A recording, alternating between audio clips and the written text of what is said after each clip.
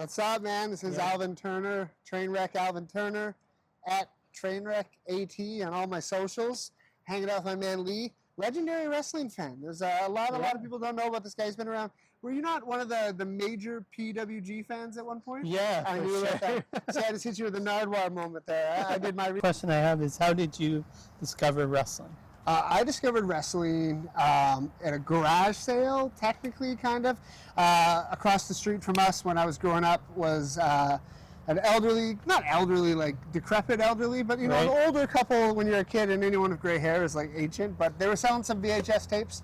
I got the VHS of WrestleMania 2, and it actually had the second VHS tape from WrestleMania 4 in it, so I popped it in, and the second tape actually starts halfway in a bear hug with Hogan and Andre, and I just watched it, and then it was the tournament and Macho Man, and then as I saw that, you know, going to Rogers Video, Blockbuster back in the day, always persuaded my way to those wrestling VHS tapes and kept renting them, and then as I got older, started to watch them on TV and just never stopped.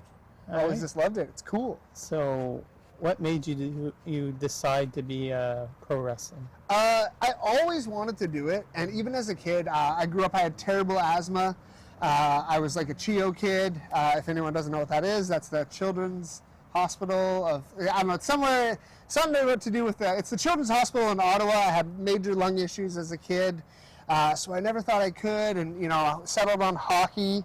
And then as the pandemic happened, I kind of found myself down in the dumps, right? When the pandemic hit, I think all the things mentally that we were putting on the shelf kind of came crashing down for a lot of us. And I saw an ad for the Keep Wrestling School by Stu Grayson and Evil Uno, James Stone, Cecil Nix, MVP, the original MVP, of course.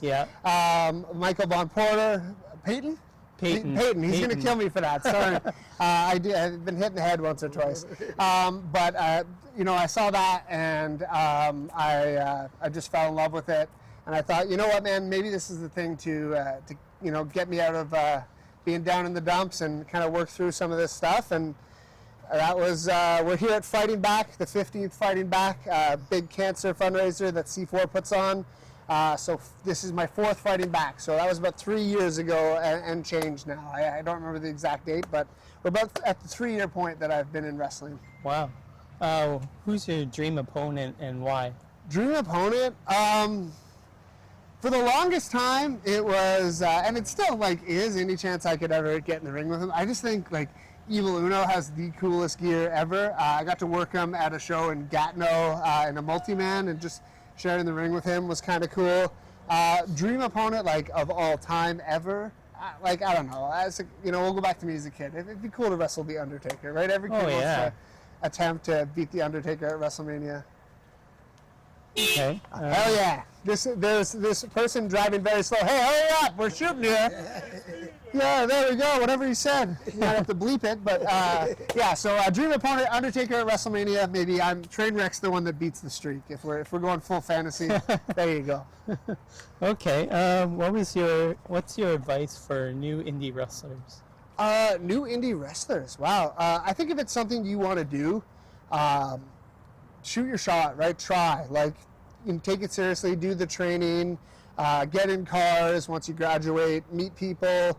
You know, if it's something you want to do, I think setting realistic goals. My goal originally was just to have a match. I was able to accomplish that, and then you just kind of keep moving the goalpost.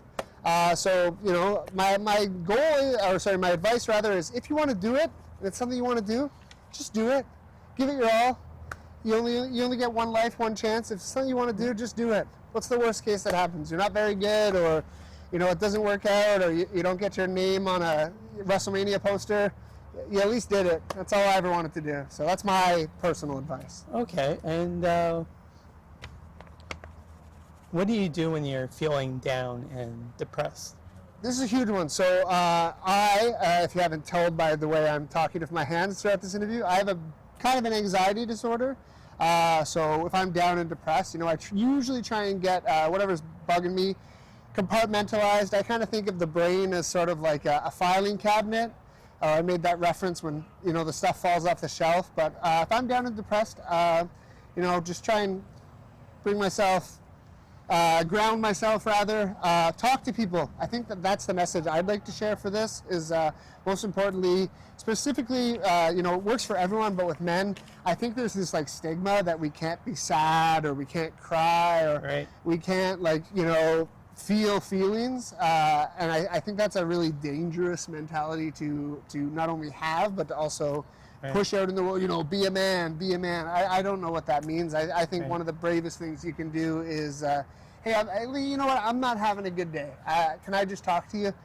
I have approached people with this, friends, family, whatever, and I've never been turned away. I've never been given the cold shoulder. You might not always like the advice, but sometimes just speaking and getting those words out, it can be medicine in itself. So when I'm feeling down, I try and ground my anxiety, and kind of anxiety can spiral, sort of bring that down to a centered area where I can, what is really bumming me out, where I'm this far into my thought now. Right. And then most importantly too, just talk to people. It's okay to be not okay. It's okay to cry. Men cry. I cry all the time. I saw Toy Story 5 a few weeks ago. Cried like a baby. It's not even one of the sadder ones, but it's okay to have emotions. Wear them on your sleeve like tattoos. I think that's what being a man is in 2026 and beyond, is owning your shit. I don't know if I'm allowed to swear, but fuck it. Talk to people and let them know you're not okay. People love you and they care about you. Right. And do you have anything to plug? And to plug, I'm on social media at TrainwreckAT. I just thought at Trainwreck Alvin Turner was long, so at TrainwreckAT. Anything to plug? You know what? Honestly, do your research. Search up C4 Fighting Back. If you could just donate, we're I think on the 15th year, very very close to hitting $1 million overall in 15 years. So donate to the Canadian Cancer Society. And plug is, once again, speak your feelings, speak your truth. It's okay to not be okay, and if you need somebody, reach out and grab them, because they'll grab your hand all the same and be there to help you. And then anything to plug, if I go missing November 29th, it's because I'm playing the new Grand Theft Auto, and you guys will see me in a few months.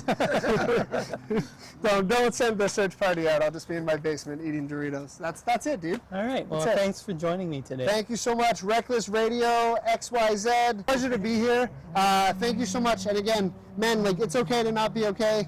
Speak out. Hug your brothers. Be there for each other. Be rad to each other. Lee, thank you, bro. I'm going to go do the wrestling.